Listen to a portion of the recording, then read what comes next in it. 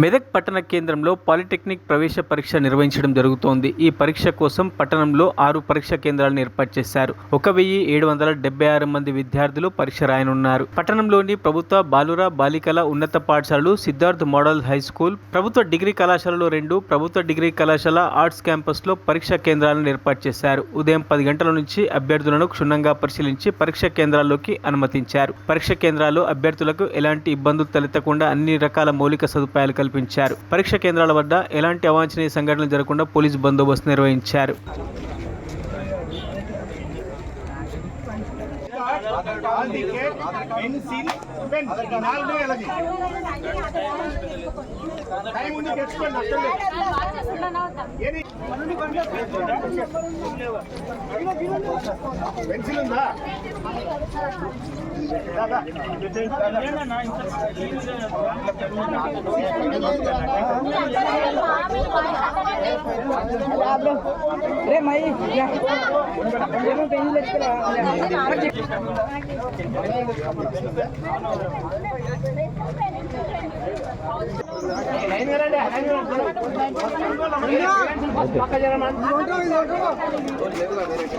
ఎప్పుడు